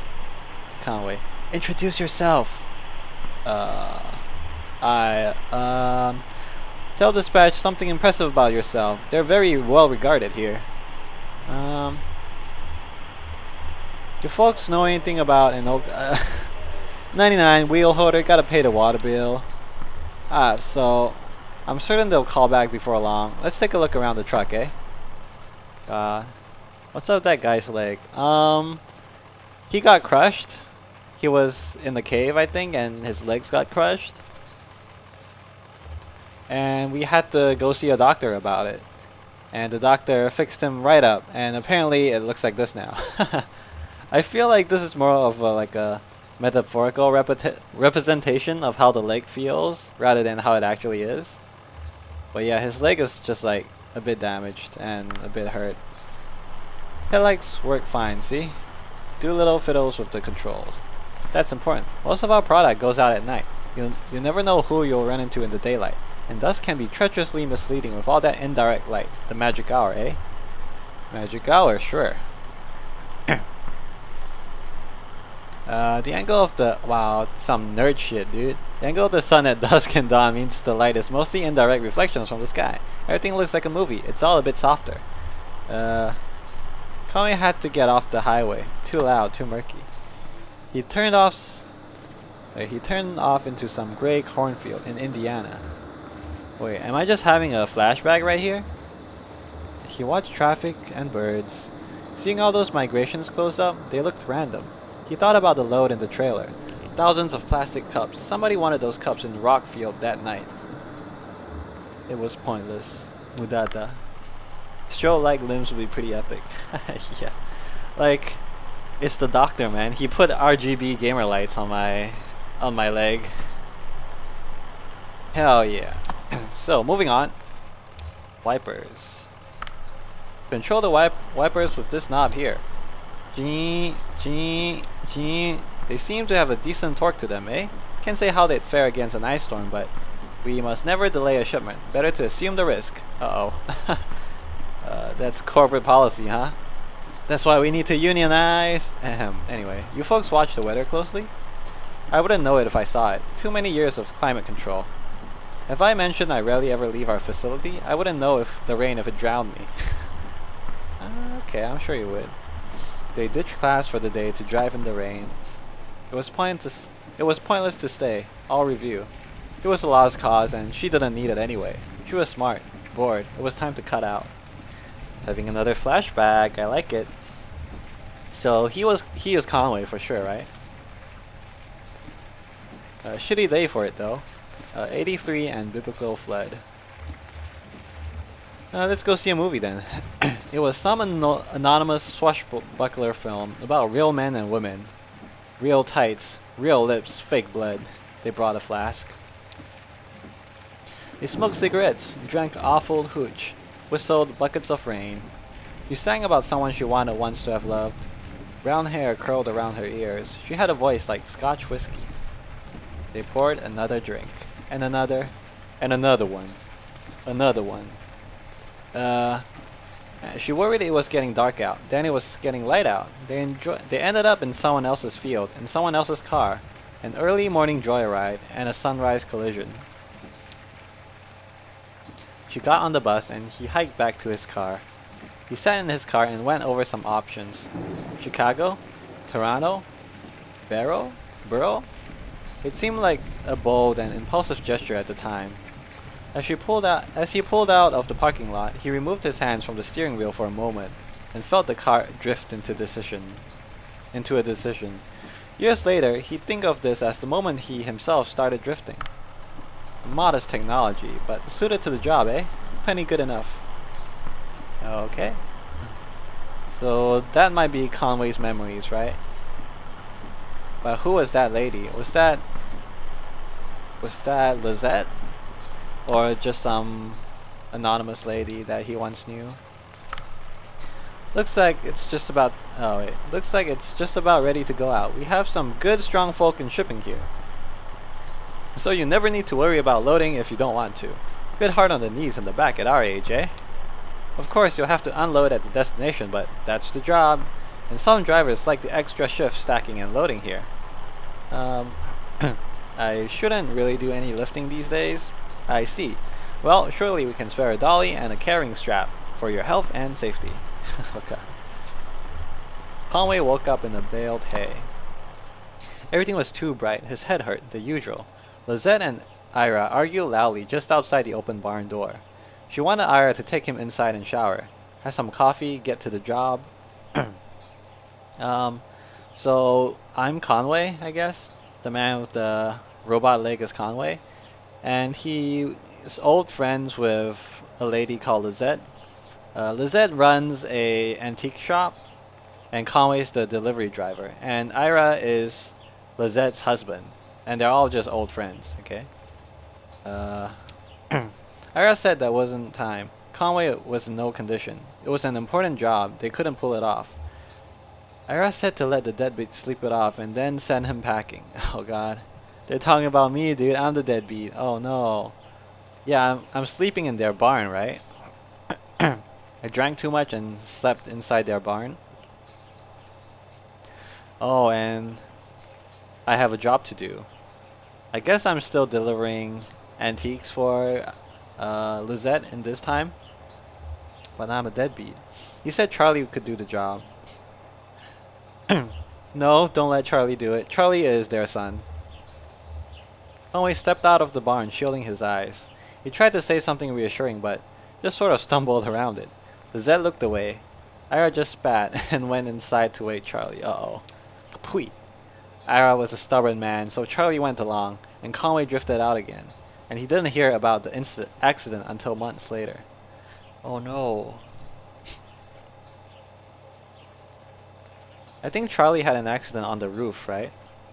Like, he was fixing the roof or something and then he fell down. But reading this text, it kind of seems like, I don't know, Charlie got into an accident by driving because Conway couldn't do his job. Or maybe I'm just speculating too hard there. I guess Conway drifted out as in he stopped living with them. Became a drifter again. And then only heard about what happened to Charlie months later. So, what's next? Well, only the tires left to check out, I guess. Oh, sure, I know you'll want to look. Kick the tires, that's the thing we do, isn't it? As though our knees could exert the kind of force these tires see out there on the road. We're more likely to hurt ourselves, isn't it the way, eh? Uh, sure, they're big machines, but they can be fragile. Absolutely, a truck deserves care and fearful respect. Like a glass elephant. Miguel was a good driver, but he didn't have that kind of quality of deference. Let's have another flashback. Conway sat in a dim room full of folding chairs. The walls and ceilings were painted with old smoke. Someone read from the book. He drank coffee as it is. Dim room, folding chairs, okay. He listened.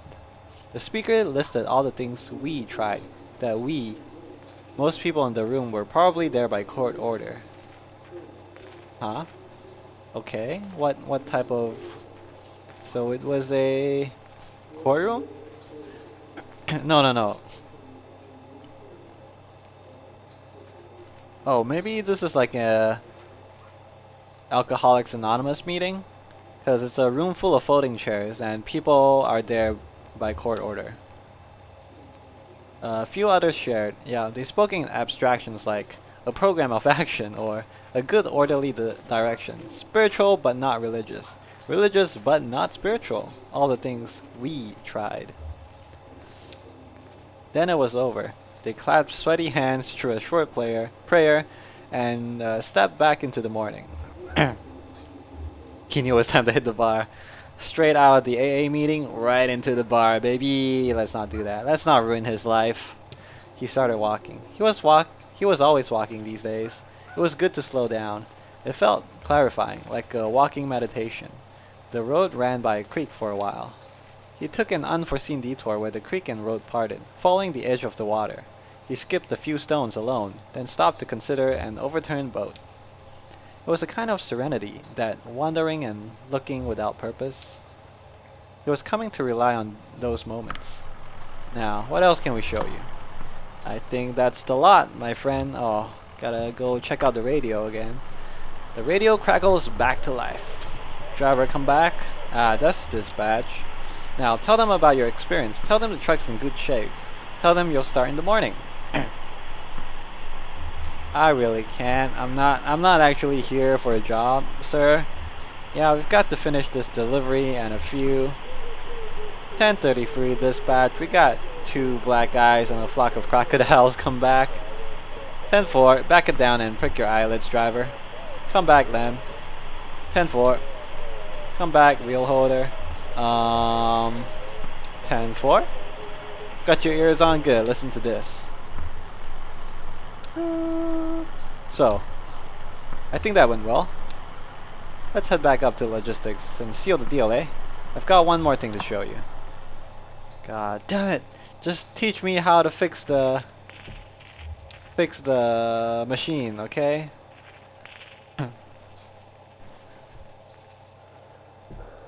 There's a computer I need to fix. That's the whole reason I'm here, okay? I'm not here for a job.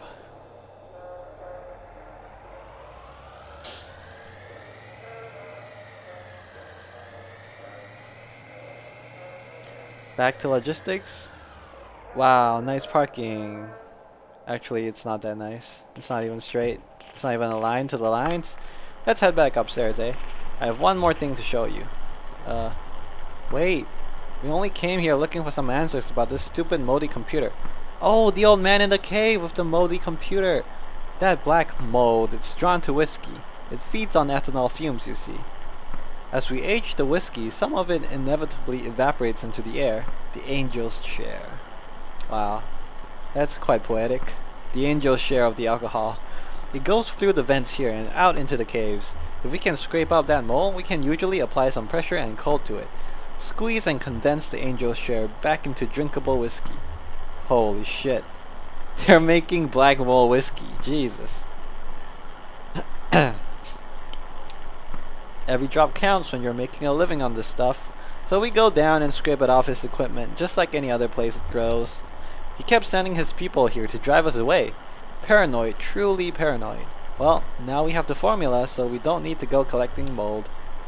Since we stopped going down there, I'm sure the mold's gotten pretty thick. Try cleaning off the timing crystal. That'll get you going. I'm sure of it. So, join me upstairs? I'm good, man. You know what? I think I've got to go. I just remembered I gotta return some videotapes. You know what I mean?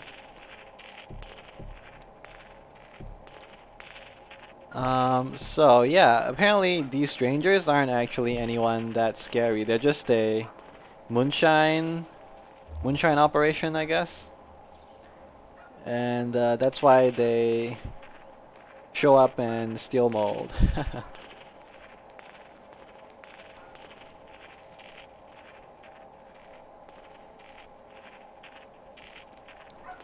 But one day, Donald sent Weaver here to negotiate.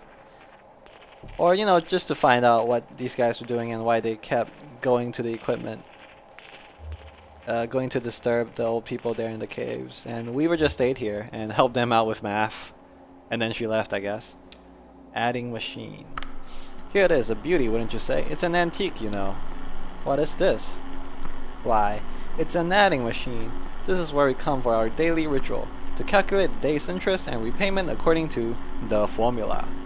I usually do so at the beginning of my shift, so I know how many hours I need in order to keep up. Yes, I believe you'll do well here, sir. Happy to have you. Congratulations, you are hired. Wait, we can't. It's customary here to start each day with a shift drink. Oh god, let's make it special. Mark the occasion. This is top shelf stuff now, single barrel. He doesn't. Down the hatch. Vinum Memoriae Mors. Vinum Memoriae Mors. What does that mean? It's Latin, I'm sure. Yo, but I don't drink, sir. I don't drink. No. No. I had no choice. My mouth didn't move. Wait, so there's a few things to unpack here. This guy, Doolittle, he works for the distillery company, right? But from the way he's talking, it sounds like he's in debt too. Like, everyone here owes a debt to the distillery company, it seems. But, like, just based on what he says, it seems that everyone's working just to stay afloat, you know? It's not like they're paying back their debts, they're just paying back their interest, right? Because according to what he said, it's like he uses this adding machine just to see how much he needs to work for the day, just so that he doesn't accumulate more interest. Jesus. And then also, it's customary to have a drink before you work? I'm guessing that the company is billing them for their drinks, right? So it's like, you'll never be able to work yourself out of this debt, because you're incurring more and more debt just by working every day. Damn. Also, Conway doesn't drink. He gave up drinking a while ago, right? Because he went to Alcoholics Anonymous, right? After Charlie died. And I think when I was, like, being forced to drink that drink, there was someone else there, right? In the background looking at me. That must be Lizette and her son. He's not working for you. We have to get back to this. Hour. He has a delivery to make. What's this? Not working. Are you turning down this opportunity? She's right. I have to make this, I'm disappointed. I'm afraid that leaves us with a delicate problem. As I indicated, this is the top shelf stuff you're drinking now. It isn't cheap. It's not your if it's not your first shift drink, well, and there's the matter of this tour just now. My time and experience are billed at quite a premium. This is not good for you, my friend. You're in quite deep. By my back-of-the-envelope estimations. Well, we have that in common, I suppose. All of us. Yes, I'm afraid you'll have to work this off somehow. It's just the way it is. It's just the way of it. What's happening right now? You can start tomorrow. Take the time to settle your affairs. Of course, the interest begins to compound immediately, and well, we'll go over the formula when you get here. I should go back to work. See you tomorrow then. Uh-oh. No, I'm not working for them. This is, predatory corporate practices. My union will hear about this, and then you guys are fucked. Okay, well. So I guess I start in the morning. I guess. I'm confused. It's just the way these things go, kid. No, don't say that. You don't have to do it. Huh, well, that still gives us a few hours to roam, right? Where's that ferry? Oh, it's capitalism, man. Don't trust them. Don't take their word for it. Fight them. Fight them. Alright. I have a feeling this might be the end of Act 3, maybe? It's been quite a while. I think I'm going to end the stream after this scene, after this chapter. Holy shit, that's a mammoth! What the fuck? But yeah. It's been a nice chill time, but yeah, I'm about to call it a day after this scene.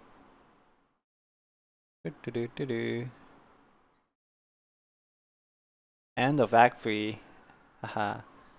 I knew it! My sense of pacing is on point. Alright. Well, thank you for watching, everybody. That was a fun time. That was I don't know. Not as many vibes this time. It's mostly exposition today. Well, can you ever say that this game is about exposition, though? It's not really. Mostly, like, exploring Conway's past, I think. Yeah, mainly explored Donald's past as well as Conway's past, and that was quite interesting, I would say. But in a sense, I still feel that all of this is, how do you say, it's like build up, maybe? It's build up.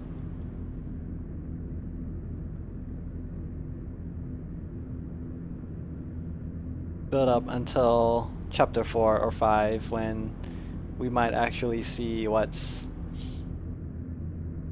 everything goes, I guess.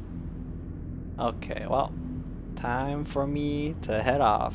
Thank you for watching, everybody. And goodbye. Goodbye.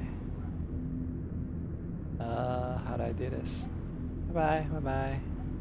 Beep.